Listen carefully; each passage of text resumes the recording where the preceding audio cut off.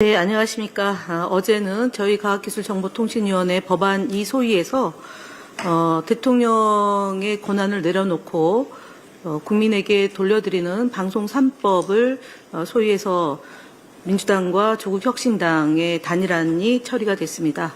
물론 국민의힘은 최영두 간사만 참석해서 반대 의사를 표명했습니다. 그러나 저희는 국민과 약속이고 지난 총대선에서 국민에게 드린 약속을 지켰다라는 점에 매우 의미 있는 역사적인 날이었다는 소회를 먼저 말씀을 드리겠습니다. 이진숙 방송통신위원장이 지난 국무회의에 세 차례에 걸쳐서 본인의 정치적인 발언을 하고 있습니다. 첫 번째는 임기를 보장해달라는 내용과 두 번째는 대통령과 방송통신위원장의 임기를 맞춰달라는 요구를 하고 있고요. 세 번째로는 방송통신위원을 추천해달라는 요구를 하고 있습니다. 네 번째로는 비공개적으로 확인된 바에 따르면 독임제 기구로 방통위를 전환해달라는 요구를 하고 있습니다. 이진숙 방송통신위원장은 이런 요구에 앞서서 본인이 그동안 7월 31일 2024년 임명된 당일날 KBS 이사와 박문진 이사를 2인 구조에서 불법적으로 강행했던 이 점에 대해서 사과하고 사퇴를 해야 되는 것이 마땅한 일입니다. 왜냐하면 KBS 이사와 박문진 이사는 2인 구조에서 할 수 없고 5인 완전체에서 해야 될 사안입니다.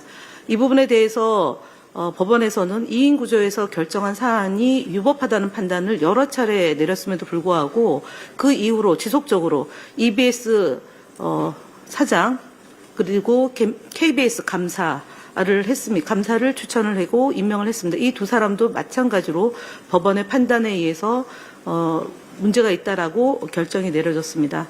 아울러서 본인이 그 방통위원장의 자리에 오자마자 팩트체크 네트라는 기구에 대해서 과징금을 7억 4천만 원을 부과했습니다. 있을 수 없는 일을 벌였습니다. 이렇게 방송을 장악하고 언론사를 탄압했던 이진숙 위원장이 본인의 임기를 보장해달라, 독임제로 전환시켜라, 방통위원을 추천해달라라고 얘기하는 얘기는 정말 후한무치하고 뻔뻔함의 극치이다라는 점을 말씀을 드립니다. 대통령과 방송통신위원장의 임기를 보장하는 것은 당연히 할 수도 있습니다. 그렇다면 본인에게부터 적용을 해야 된다고 생각합니다. 윤석열 대통령의 임기가 종료됐고 파면됐다면 윤석열이 임명한 방송통신위원장인 이진숙의 임기도 거기에 맞춰서 끝나는 것이 마땅하다라고 봅니다.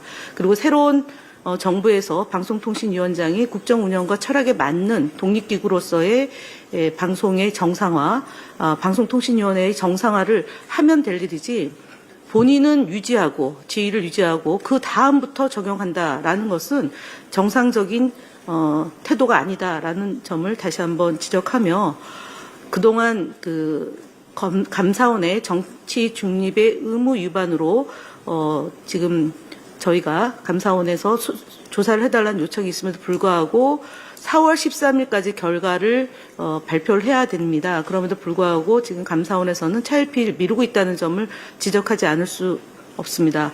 두 번째로는 공무원의 중립의 의무를 어긴 이진숙에 대해서 경찰이 제대로 수사하지 않는 부분에 대해서 다시 한번 촉구합니다. 그다음에 대한민국 국민 모두가 알고 있는 빵진숙에 대한 유성경찰서의 수사가 3번에 걸쳐서 출석 요구서가 있었고 3차례의 압수수색이 이뤄짐에도 불구하고 여전히 조율만 하고 있다고 합니다. 이진숙은 황제가 아닙니다. 대통령보다 훨씬 더 권한이 막강한 방통위원장으로 지금 권한을 행사하고 남용하고 있다는 점을 말씀을 드리고 국가공무원법 위반, 배임 혐의, 이해충돌에 따른 수사가 지지부진하고 있는 점에 대해서 강력히 규탄하고 대한민국 경찰은 이진숙을 더 이상 봐주지 말고 제대로 수사해야 함을 지적하는 바입니다. 경찰, 검찰, 그리고 감사원은 이진숙에 대해서 더 이상 늦추지 말고 결과에 대해서 발표하고 수사를 제때 진행할 것을 요구드립니다. 아울러 마지막으로 말씀드립니다. 본인의 임기는 윤석열 대통령하고 맞추고 새로운 대통령의 임기와 맞출 수 있는 방통위원장이 정상적으로 임명될 수 있도록 협조를 당부드립니다. 이상 마치겠습니다.